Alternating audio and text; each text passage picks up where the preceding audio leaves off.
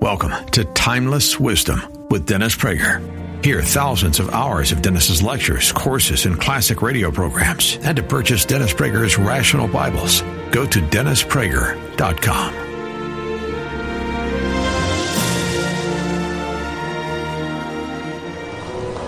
Thank you very, very much. It's a particular honor to have a colleague and a peer say such kind things about you. I have tremendous admiration for your group. Whenever I hear Americanism in any event, I know that people understand that America is not a geographic entity. With no insult intended to any other country, I'm a world traveler. I love the world. I've been to 93 countries.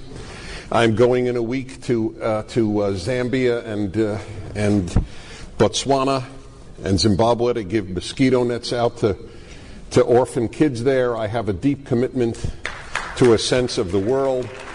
But this country is unique. Americanism exists. Belgiumism doesn't. Germanism doesn't. Zimbabweism doesn't.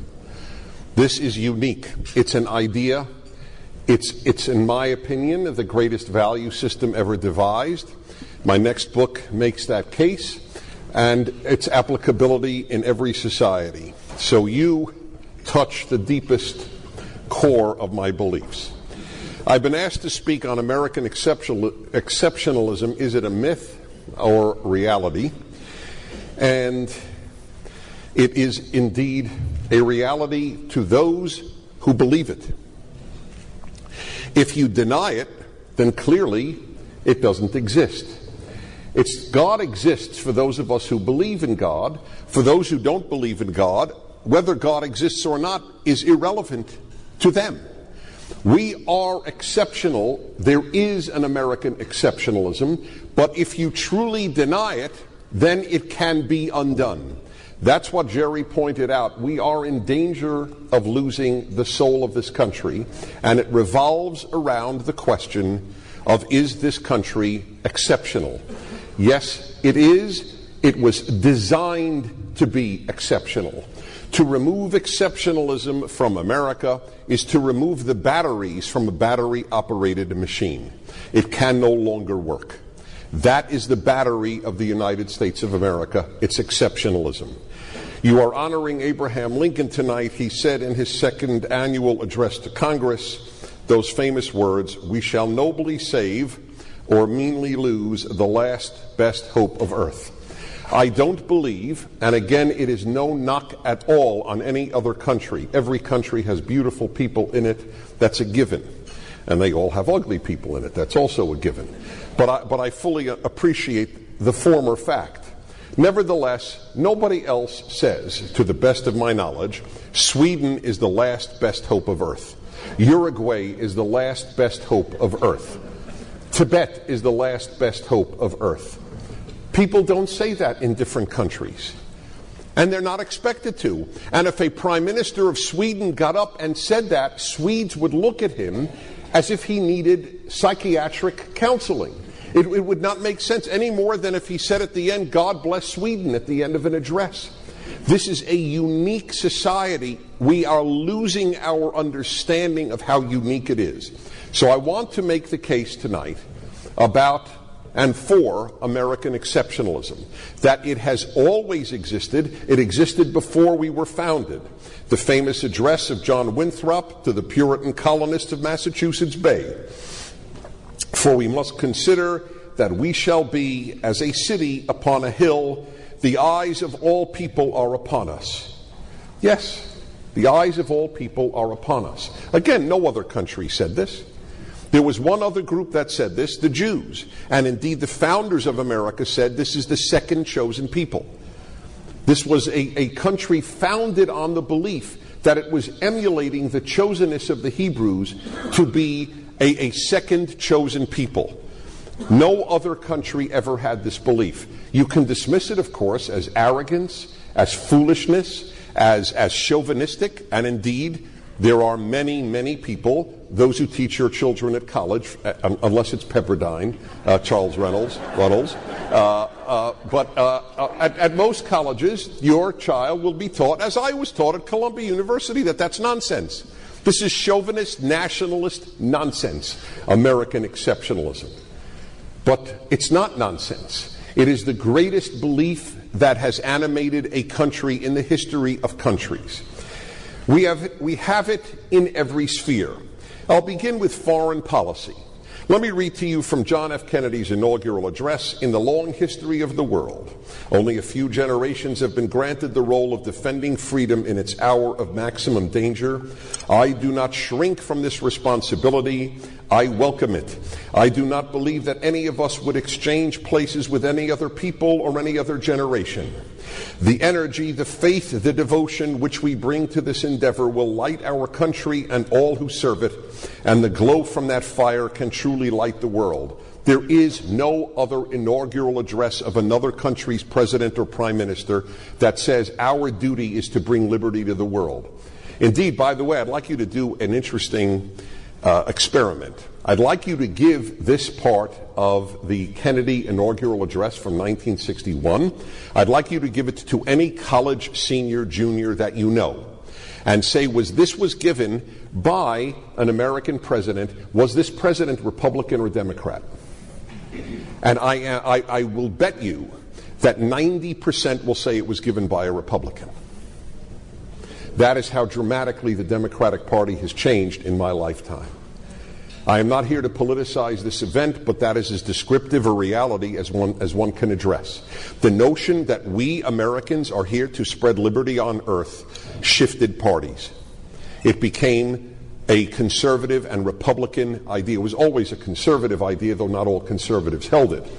But this notion that we have a moral obligation to the rest of humanity, that we were blessed by God or by nature or by luck or by the founders, and we have to share this with others and spread it to others, no other group has had it.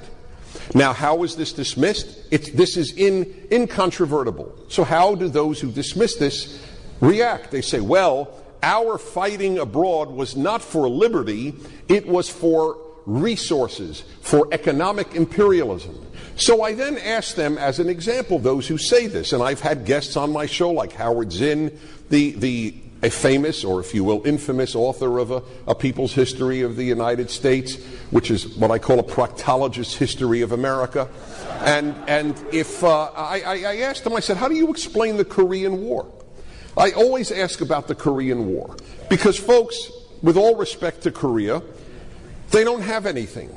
In terms of natural resources, unless you feel that one should fight a fight for kimchi, which is garlic cabbage, a unique dish that I still taste 30 years after visiting Seoul.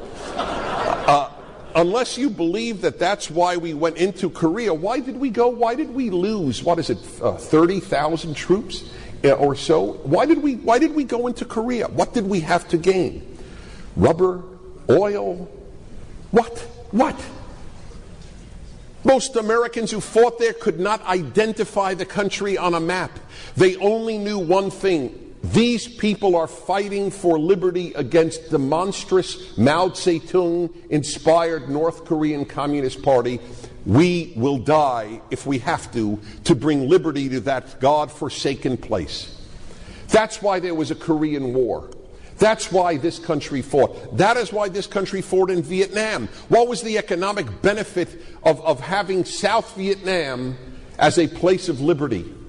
It's very angering to me when American idealism and all the death and maiming that took place for this idealism is dismissed as Iraq for oil.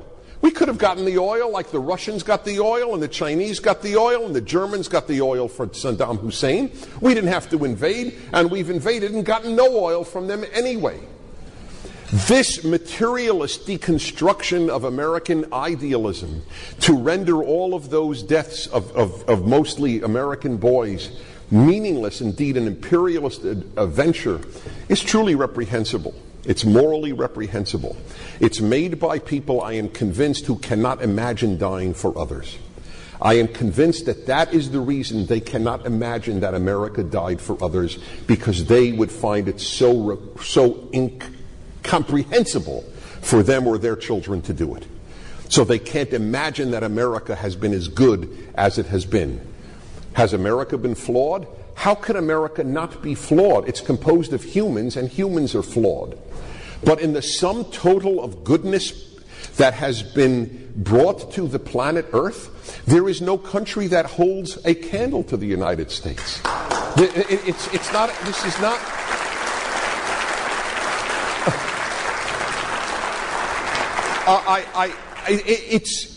It's demonstrably provable. I'm telling you, I am almost rendered speechless at those who deny it. I mean, you can differ on so many things, but the role of America in spreading liberty on earth. Tired of giving away all your rental profits to a property manager? You don't have to. Over 800,000 landlords use TurboTenant to find and manage tenants. Keep your 10% and sign up for free at turbotenant.com. Tired of giving away all your rental profits to a property manager? You don't have to. Over 800,000 landlords use TurboTenant to find and manage tenants. Keep your 10% and sign up for free at turbotenant.com. Is incontrovertible. Let me take one of the leading liberal writers of our time, Thomas Friedman, New York Times foreign policy columnist. When Barack Obama got the Nobel Peace Prize, which, given my view of the prize, I feel he did deserve, and given that he got it, what in fact Tom Friedman, to his great credit, wrote was, here is what Barack Obama should say in Stockholm when he receives the prize. The truth is, ladies and gentlemen, it is not I who deserves the prize, but the greatest peacemakers on earth, and they are the members of the United States military.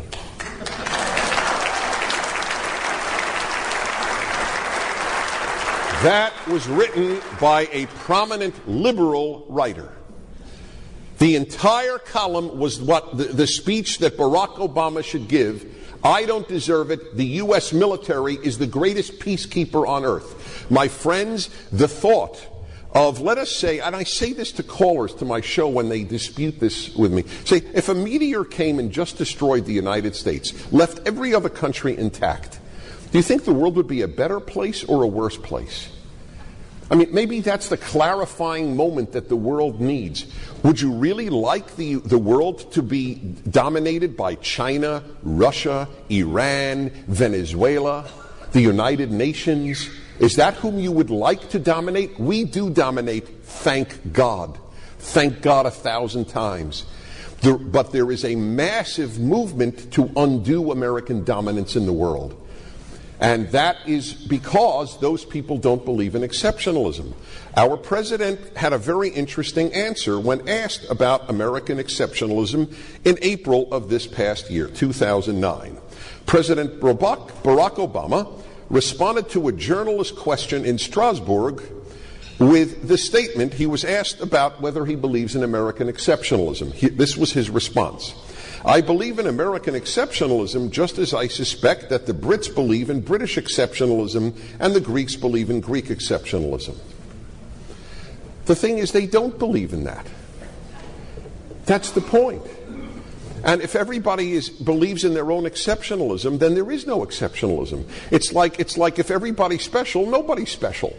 I mean, with all respect to the fact that this is the new idea in raising children now, everybody is terrific no matter what. I know my son, when he was on a baseball team, which in Prager tradition never won, and he was still given a trophy.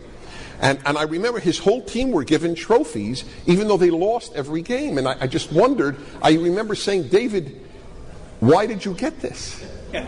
And he had no answer. He said, for playing. And there were kids, well, that's more than some of the kids. Some of the kids got it for breathing. There were kids who didn't play and they got a trophy.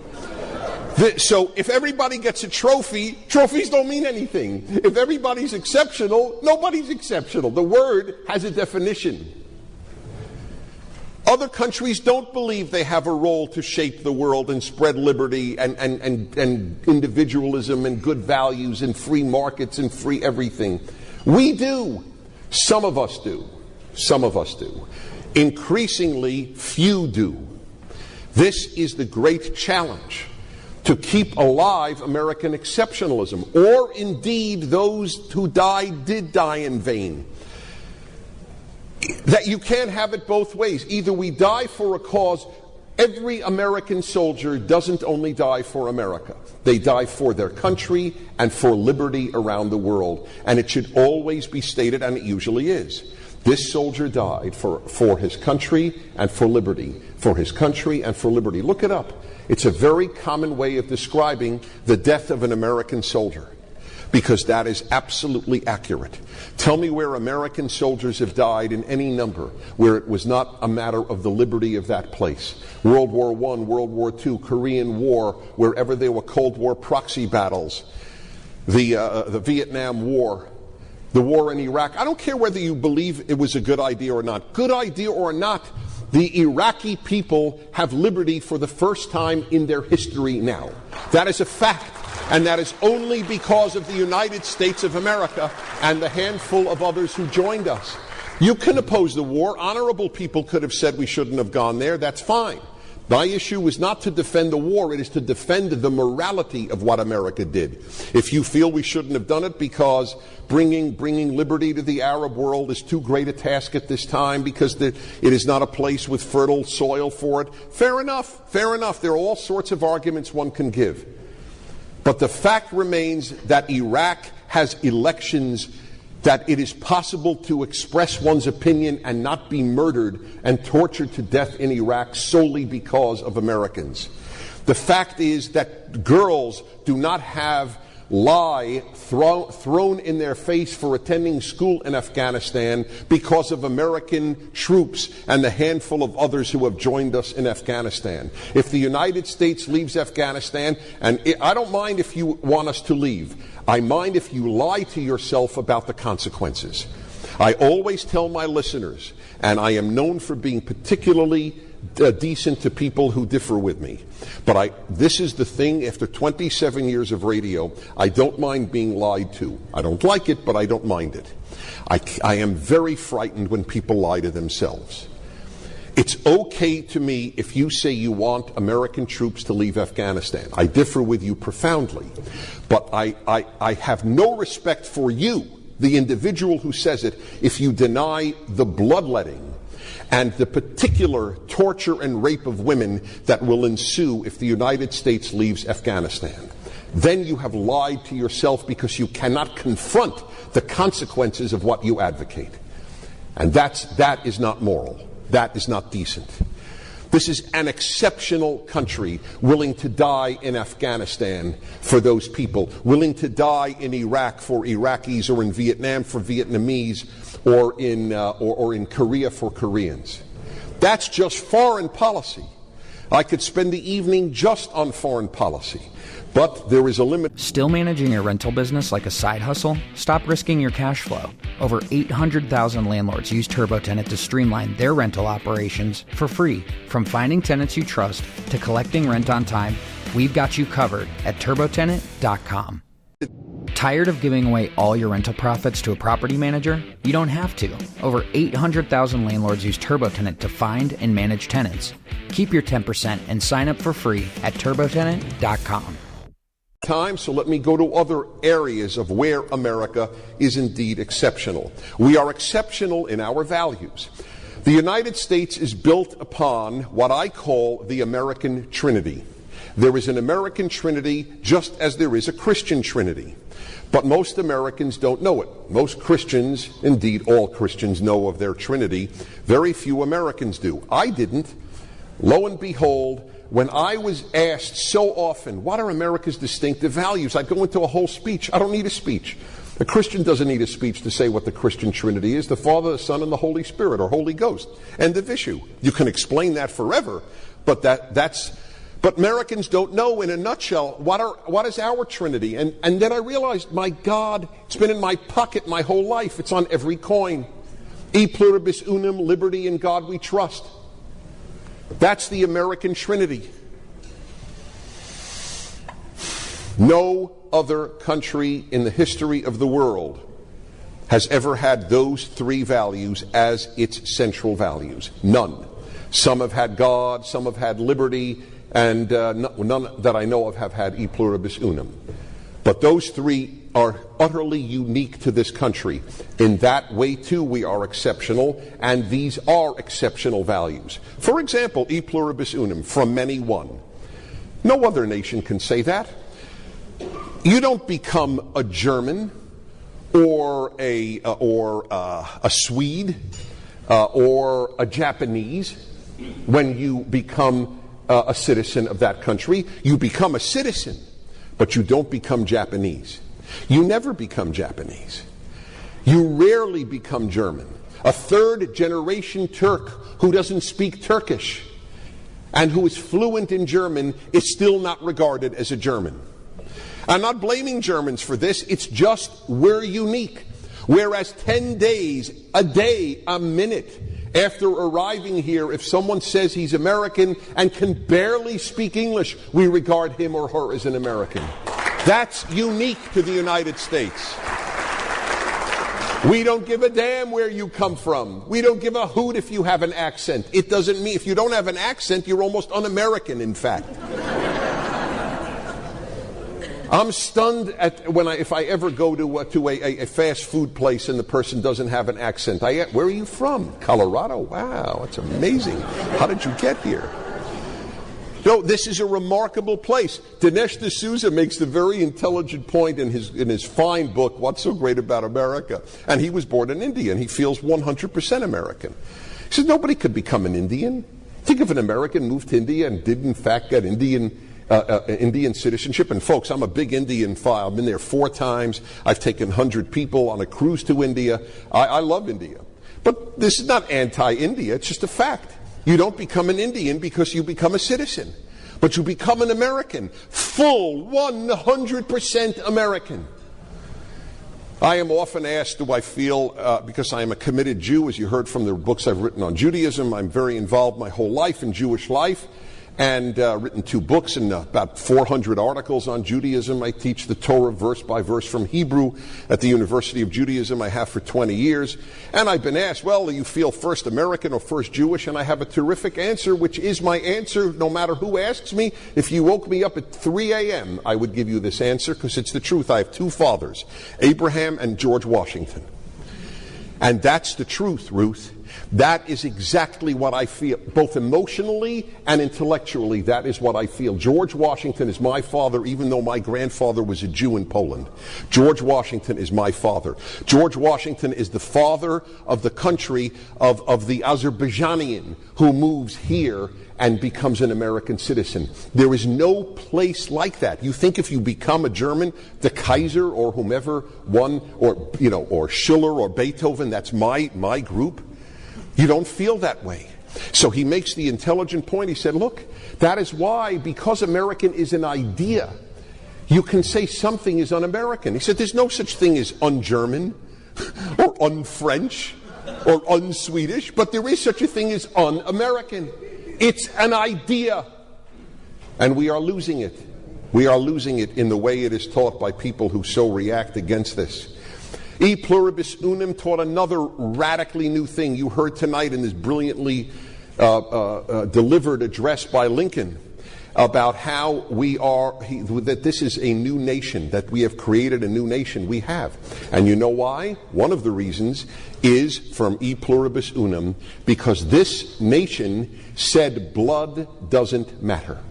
The first time in the history of the world that was ever said. To every nation, blood was everything. Family, blood, that was above all. Tribe, family, blood. Not in America. Not in America. I interviewed a professor at Harvard who was in U.S. aid in Latin America his whole life. Lawrence Harrison wrote a great book, Who Prospers? Asked a very simple question. Why did North America prosper and South America didn't? Tremendous raw materials, new world. How come? He said, I'll give you the biggest reason. It's called familism. In Latin American culture, they discriminated on the basis of family. If you weren't blood, they didn't trust you. In the United States, they couldn't care less if you were blood or not. Could you do the job? You're hired. It's so taken for granted, American values, that we're losing them because we take them for granted. They're not articulated. They need to be articulated or we will forget them. This in and of itself. You think other societies, just as an example, would have adoption of children from other races and ethnicities and nations like we do and nobody bats an eyelash? Or even adoption, period. Adoption was always a big thing in America. I speak as an adoptive parent. And one of the reasons is nobody cares. Not your blood. Whoopee-doo, who cares? You love your child, not because it's your blood, but because you love him or her. That's American. And it's been generally unique to America. All from e pluribus unum, from many one. We don't care about your blood. Was there racism in American history? You bet. But there was racism everywhere on earth. What is unique to America is not that there were bad people who believed in racism. It is that America abolished slavery and racism. It's abolished to the extent that it's abolished. Obviously, there are remnants of racism, but this is the least racist country on the face of the earth, and I will die saying that. And do you know, by the way, we talk, and correctly, we have a terrible stain with regard to racism towards blacks, but do you know that more black Africans have moved to the United States voluntarily than did through slavery? This is a rarely noted statistic. It happened about 15 years ago. William Safire, the late William Safire of the New York Times, noted it, and to the credit of the New York Times, it had it on its first front page the day some gentleman from, I think, West Africa became crossed the number when greater numbers of Africans came because they wanted to come to America than came because they were shipped in the hellhole of those slave ships. People want to live here because they know that they will be treated decently. No matter what their color, no matter what their background, no matter what their religion. This is e pluribus unum. Second part of the American Trinity, liberty. The French had liberty, right? Liberty, fraternity, equality. French Revolution. But there's a big difference. The French didn't think it through. They said liberty and equality. We didn't. Equality is not in the American Trinity. It is not on any of the coins. Because while, of course, we believe that everyone is created equal, that is in our Declaration of Independence. Of course we believe that. That's absolutely true. But we don't believe in equality as a result, as an ideal. The French do, Europe does.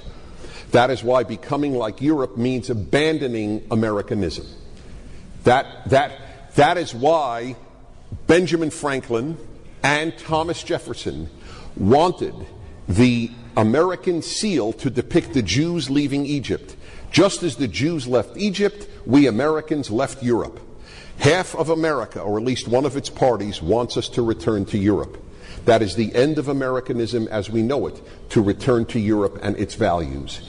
We do not believe in equality as a result, as a value. In equality from birth, yes. But of result, no. This country believes in a freedom that no one talks about anymore. It's called the freedom to fail. If there is no freedom to fail, then there isn't real freedom. That is one of the best things you or your children could ever have is a failure. If you can't fail, if the state will take care of you at all times and make it impossible for you to fail, you will never grow up. You will remain a child. This is a civilization, American civilization, of grown-ups. Not anymore. It's profoundly childish, unfortunately, because it has abandoned the ability to fail. Failure is not permitted. That's why my son got trophies for losing. I was opposed to my son getting... Tired of giving away all your rental profits to a property manager? You don't have to. Over 800,000 landlords use TurboTenant to find and manage tenants. Keep your 10% and sign up for free at turbotenant.com. Tired of giving away all your rental profits to a property manager? You don't have to. Over 800,000 landlords use TurboTenant to find and manage tenants. Keep your 10% and sign up for free at turbotenant.com. Trophies for losing.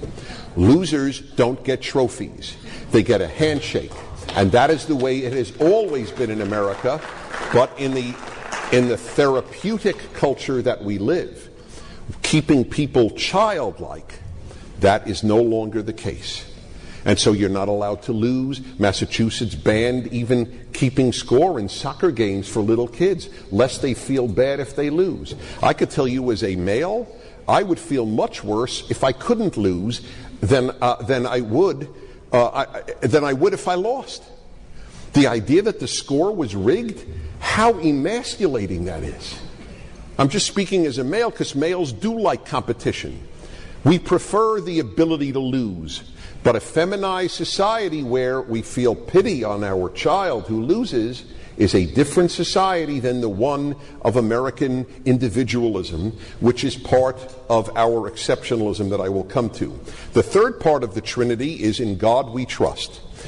We have a system that entirely is based on the belief that there is a God to whom we are morally accountable. Otherwise, liberty does not work. Liberty does... Here, I'll tell you a rule. I studied totalitarianism.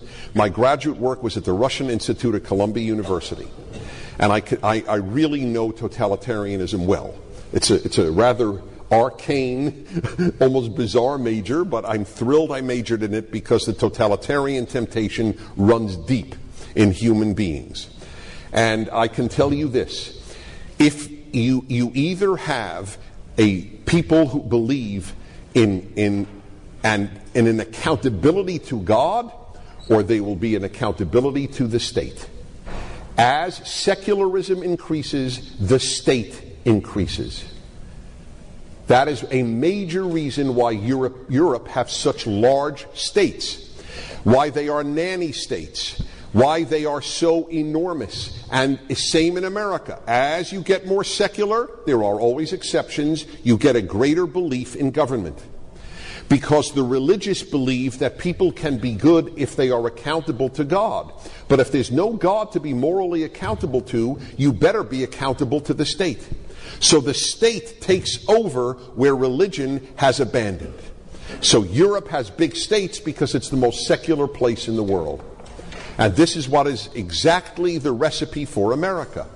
You remove God as the accountable to party, and you make the government in lieu of God. God is central to the American experiment. It cannot work without God. I'm sorry. There are beautiful atheists. There are despicable believers. That's a fact. That's not my point. The point is, a society will not function, not individuals. There are great atheists, but it's of no interest to me. There were great people who believed that the world resided on the back of a turtle, but you can't build a good society on the belief that the world rests on a turtle. We are living in cut flower ethics. The ethics of America and the West were rooted in Judeo-Christian scripture and values.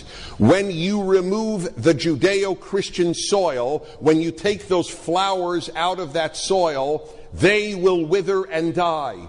They look like they can live, but they will die, and they do. This is a major danger in our society. That's why in God we trust is the only thing inscribed in that great hall where the President of the United States gives the address to Congress. I was there when President Obama gave his address on health care a couple of months ago. And I did not know this because I had never been in that chamber where the joint sessions of Congress take place. There is only one thing chiseled in the gorgeous marble of that chamber on that side of the chamber where the President stands. Over the head of the President and the Vice President and the Speaker of the House is chiseled in gigantic letters, "In God we trust." That is fundamental to the United States of America. You can be an atheist and acknowledge that. I don't demand that people believe in God, but I do demand that Americans understand that the American experiment is impossible if God is removed. It is God, liberty, and e pluribus unum. That's exceptional. Individualism is exceptional. The belief that we are responsible for ourselves. The greatest rabbi of the Talmud, Hillel, put it very simply: Im ein ani li mili. If I am not for myself, who will be for me? V'imani la'atzmi ma'ani. But if I am only for myself, what am I? That is considered the basic principle of leading a good life. You must first take care of yourself. and then you must take care of others. The notion that the state will take care of me is indeed un-American. It is a bad idea. It doesn't raise good people. That's why Americans give more charity and volunteer more time than Europeans, per capita and per income. Because we were raised on the belief that we take care of ourselves and our fellow human being, our parents, our children, our neighbors. But if the state takes care of them, you know what you then worry about? What Europeans worry about. How much time vacation will I have this year? That's the great issue in much of European life. Because everything is taken care of, including me. Individualism is a totally noble idea. It is not selfishness, it is altruism to take care of yourself and not have others take care of you. This was a great, great innovation, too, for our exceptionalism.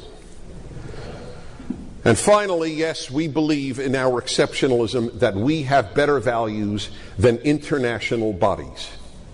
We think that the U.S. will do more good than the UN, than the European Union, than the World Court, or than Amnesty International. If you think the United Nations is a greater repository of moral advocacy and doing good, then fine, then you don't believe in American exceptionalism. You believe that a Human Rights Council headed by Sudan is a good idea. You believe that a Human Rights Council that has Saudi Arabia on it is a fine, fine idea and will somehow advance human rights on this planet. The U.S. is a far greater institution for moral advance of humanity than the UN. And that is a belief in American exceptionalism. Not because we are inherently better. There are twits in America and there are beautiful people everywhere on earth. The statement isn't that there is some... First of all, there couldn't be a racial component because there's no American race.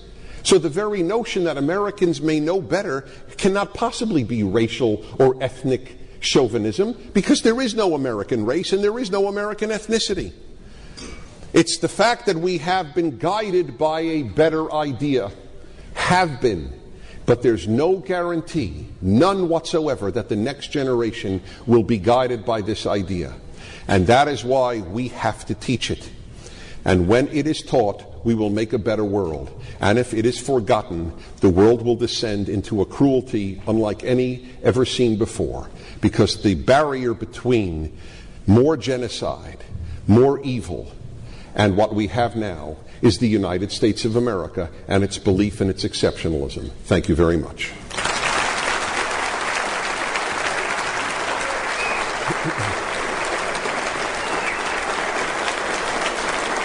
Thank you. Thank you. Thank you.